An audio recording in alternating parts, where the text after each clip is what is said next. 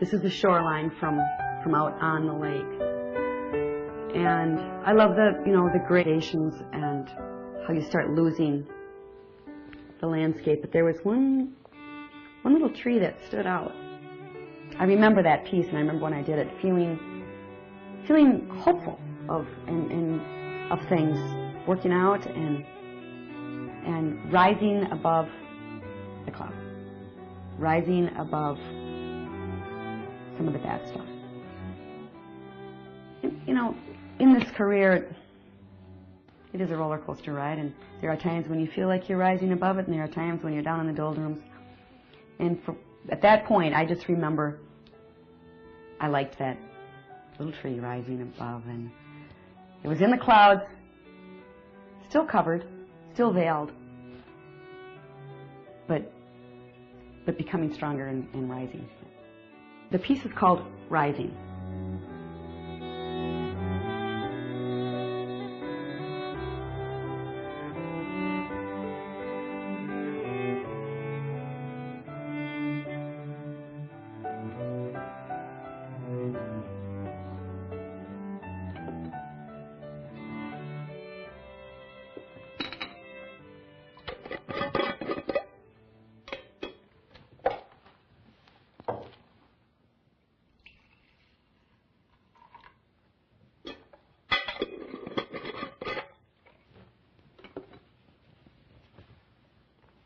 I paint with oils on canvas or linen. Lately I prefer linen. It's a little more tooth to it, a little more texture, and I'm liking that.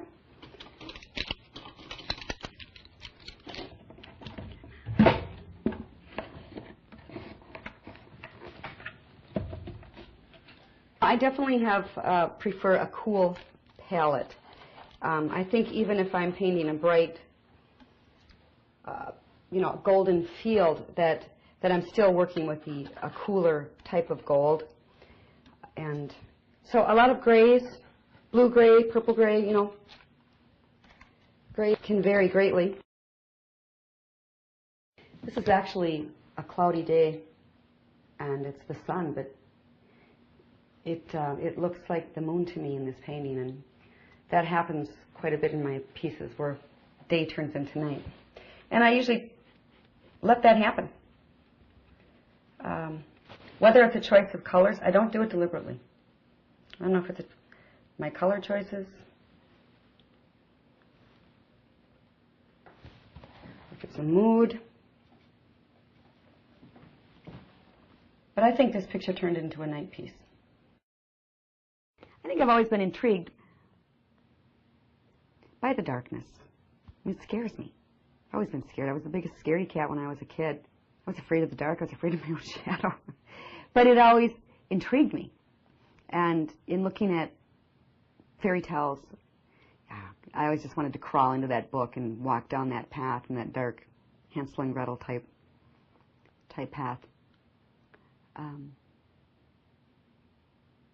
I don't know what I saw in there. Mystery. I just wanted to know. I wanted to find out what was in there. I think the dark and the shadows have that same mystery. There's something there. You don't necessarily know what. And I guess it takes a curious person to go find out. I think there's beauty in even the dark pieces, and there's beauty in night. It's dark. It's beautiful. I also spend time out there at night, and my nighttime scenes are, I've been there.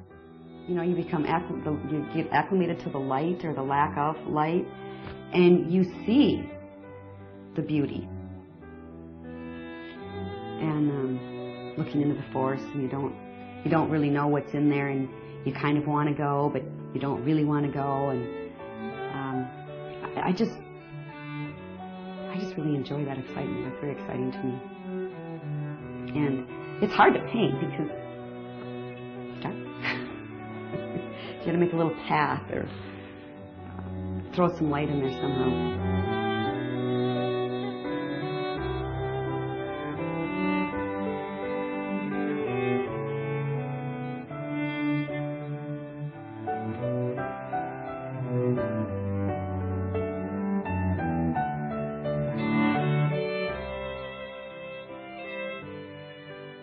People ask me, they'll ask me questions and I don't have an answer right away, but then I maybe ponder the question and come up with an answer later in the day or in the shower or whatever. And I have the one that people ask why I paint dark.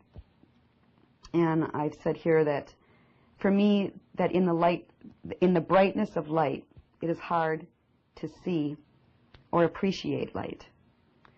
However, in the dark, even a glimmer is recognizable and is most definitely brilliant. And I think I like a contrast between the light and the dark. There's been a lot of contrast in my life. My mom's mother, her name was Rose Couture, a little French lady. She was very much of a lady, very quiet and proper and always fixed up and looked pretty. And she was a painter too, not professionally, but she did paint.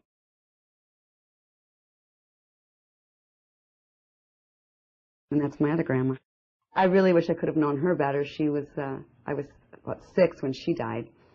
And she was Native American and probably French. We all knew she was born on a reservation in North Dakota, and was pretty much born and raised there. And but have found out now that she was half Cree, at least half Cree. Big woman, kind of quiet, but she always had candy in her pockets. She always wore a big apron and the same dress all the time. She lived a tough life, though. She never had electricity. You know, we'd go up there, and there was never water or electricity there. She had no pump, and just lived and died a very minimal life. I grew up in a family of 8, quite poor, and, you know, we moved several times. You know, I know that my parents had lost a few homes, and we moved to a cabin, you know, at one time. Another time we moved to a hotel. I thought we were on vacation. Growing up together with Mary Jo, we were very close. I mean, we slept in the same bed for up until we were about 15 years old. When we finally did get twin beds, we pushed them together so we could still sleep together. We used to like hold hands at night and say, "Peace be with you." Basically, we were dirt poor, and it was just, I guess I don't really remember growing up being poor, like thinking that, oh, us poor children, we're so deprived, we don't have anything. You know, I don't ever remember feeling like that. I just remember being with the family. I had all these brothers and sisters and people that loved me, and my mom cooked great meals. Of course, Mom was probably struggling.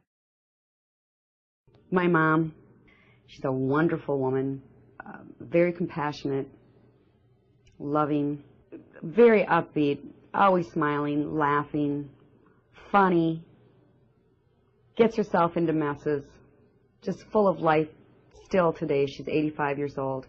My mom and I, to this day, are very close. She supports what I do emotionally. She's just a wonderful, talented, lovely woman. I don't remember being very close to my father. He grew up in a family of, you know, it was just very difficult. He ran away from home when he was 10. He was hopping trains.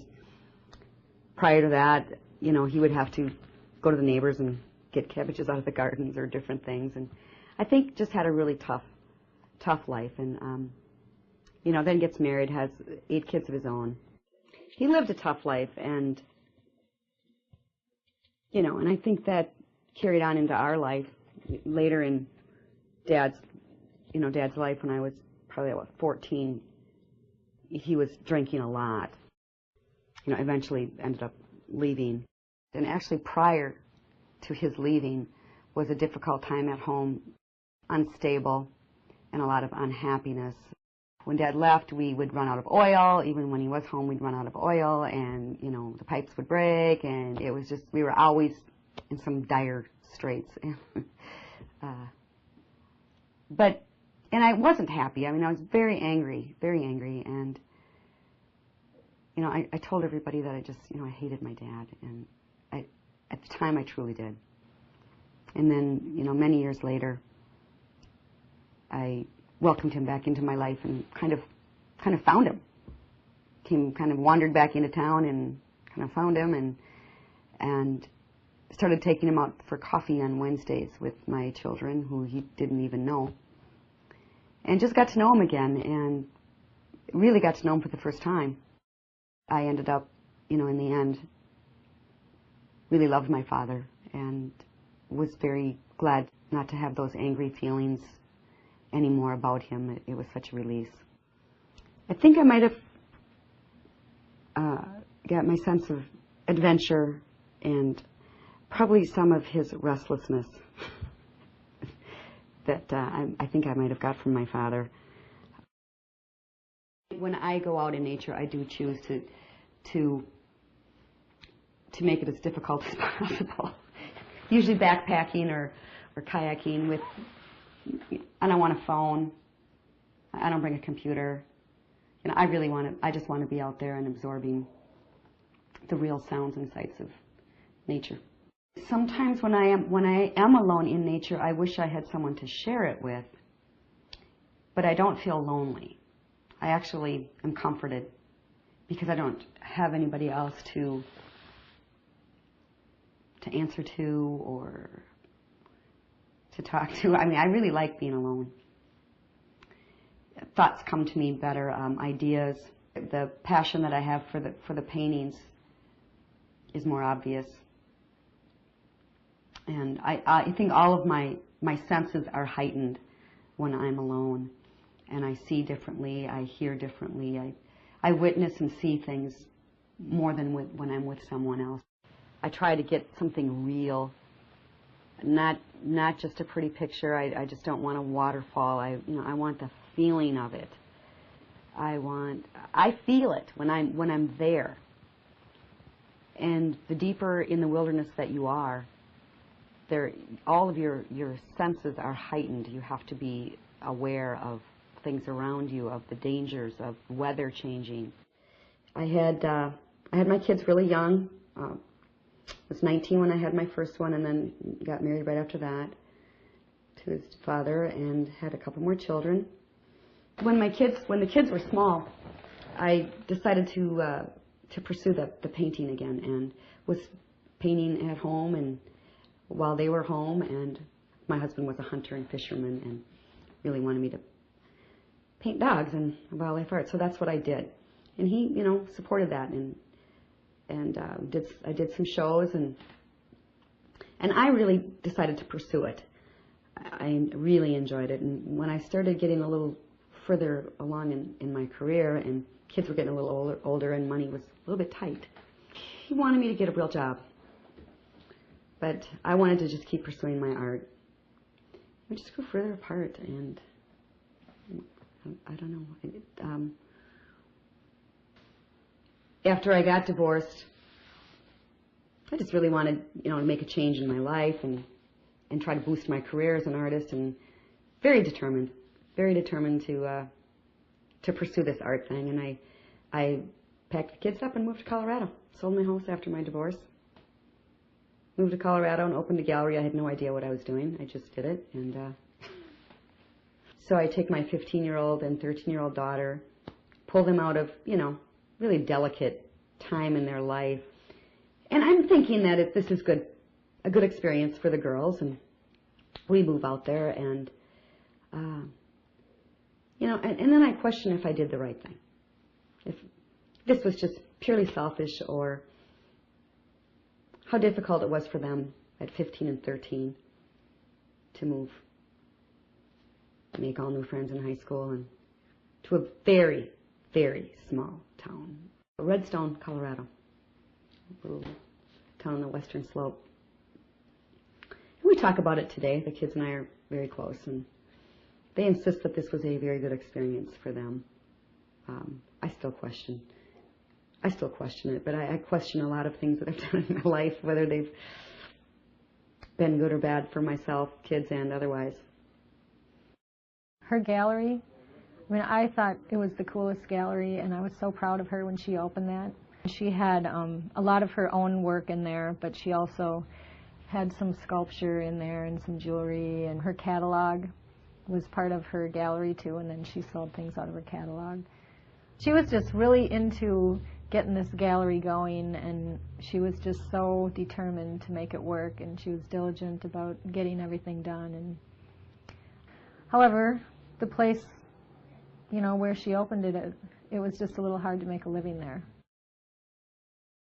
When I moved to Colorado, I decided to change and do portraiture, kind of Western art, and I loosened up a little bit.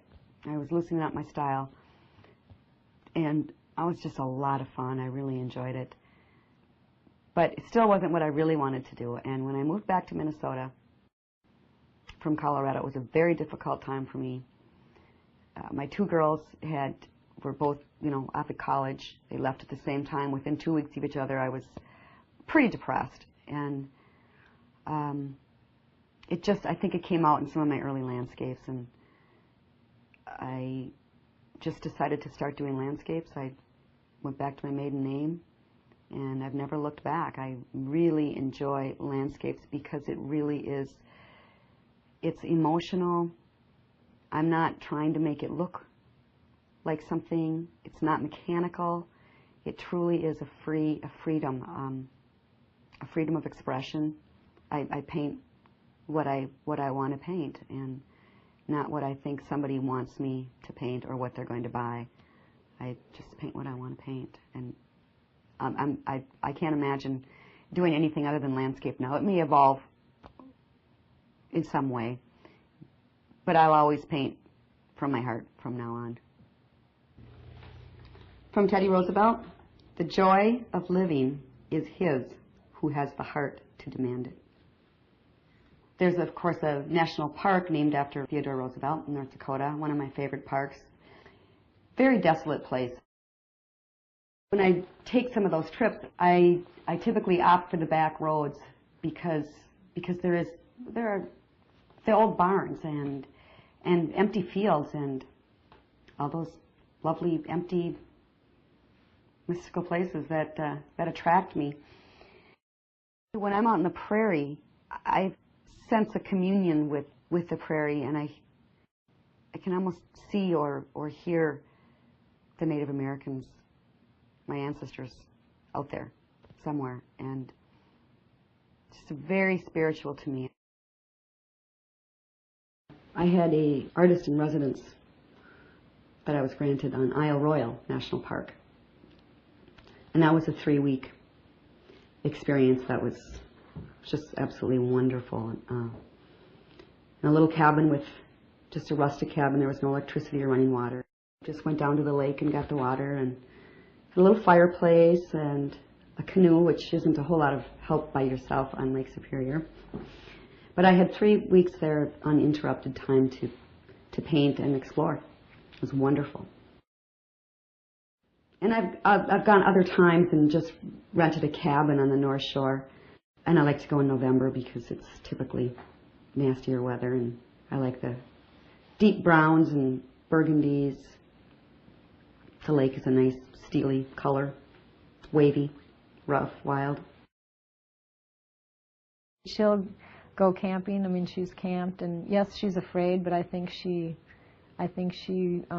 fights that, just like she fights everything else. It's just nothing's gonna stop her from doing anything. I'm more afraid of being afraid than I'm actually afraid. I was afraid as a child of many, many things. I was afraid. I would have been afraid of a fox if I would have seen it. And to have imagined myself now that I would be out camping by myself or backpacking or anything, I just couldn't have believed that I would actually have done that. And it's part of my process of growing as an artist and a person. And yeah, I am scared sometimes. But that's also what makes it good.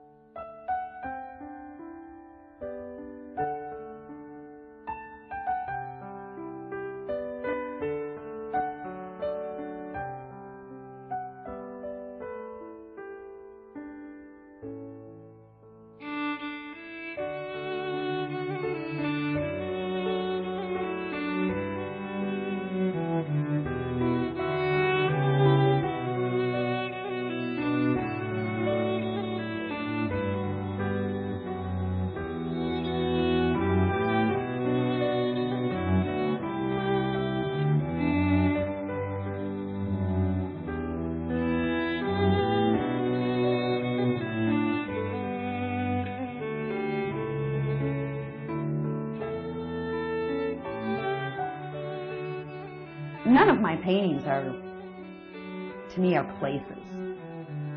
They're never a documentation of a place.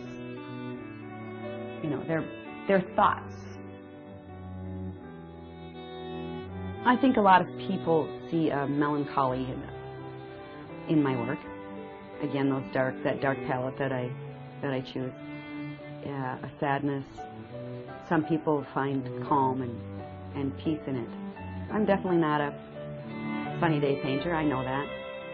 I don't consciously paint what I feel.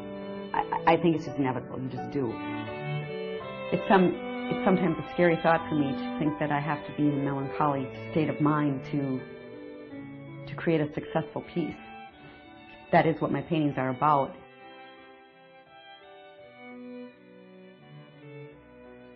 To make it full-time as an artist, I heard someone say one time that you really had to have a lot of guts, or that you had to be very brave, and I didn't think much about it, but you know what, it's really true, and it's been 25, 30 years.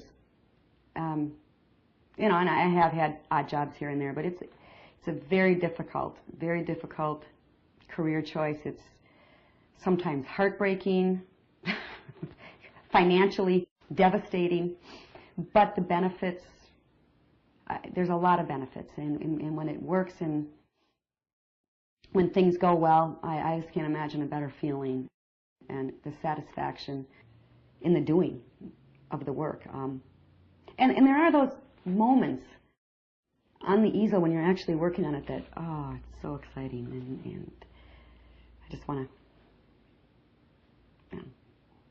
twirl around and dance because I'm just very excited about something.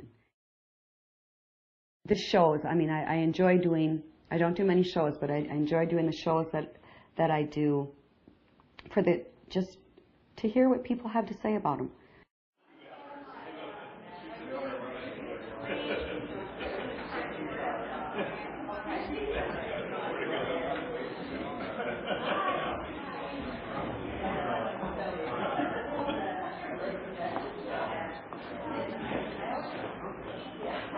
Says so much more with that simplicity than another artist could with a lot of detail and distraction. Just very, very spiritual.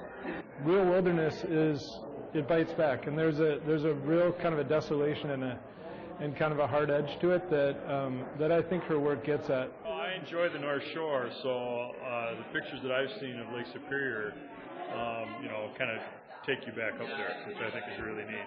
It just brings you to a different place, and that's what art should really do. It transforms you. Reminded us of a lot of our travels in North and South Dakota particularly, and the barns that we saw that were deteriorated. I have one of her paintings from Teddy Roosevelt National Park that's golden. It just glows, and I have it above my mantle, and I love it. It brings me joy to see it. It's called Baghdad. We have Baghdad. Right out over this way, there's a beautiful Lakes Camp. But yeah, there's a big ledge here, and we were just sitting here. We had lunch under the ledge. You get the mistiness and the cloudiness of the North Woods. You know, this is up on the North Shore. It's not Gooseberry Falls, but another Beaver River up there. She's done a fabulous job here of capturing that sense of being right there. And I think this is just one of those things where you can sit there and you can be there, like you're sitting on a rock watching this waterfall, and you can just about hear the roar of that water as you sit there. And yet above the roar of that water, you can see the sort of contemplative, quiet mist of the woods up above. I love the interplay of this dynamic, but it's something that's it's a brand new piece, and it's a brand new dynamic for her work. It's really great. Whenever I see a new one, it's like it comes out and just grabs you, and I always get goosebumps. There's something about them that it's a wildness. And I know she has that inner wildness in her, and it comes through in all of her work. More and more, I do think about the future and leaving some legacy. Just a sense of importance that you'd like to have lent to your art and your career and to your being. But more than the art, I'd like to leave to my children just following your dream and living life the way you want to live it. It's a choice. To be an artist it's not a living, it's a way of life, and it's a choice. And you just really have to be strong, I think, to persevere, because you're not with the crowd. You know, you're always walking down a one-way street the wrong way. My whole life, the way I was brought up, all of the hardships, everything has really helped me in my career. I don't expect much. I don't. And I'm not afraid of going without. I'm just really not. And I think you have to have that to pursue your art professionally, full time. It's not always easy. Sometimes it's really difficult, but I just think that my family, I think the background, the history has helped me just to know that I'm going to be okay. No matter what, I'm going to be okay.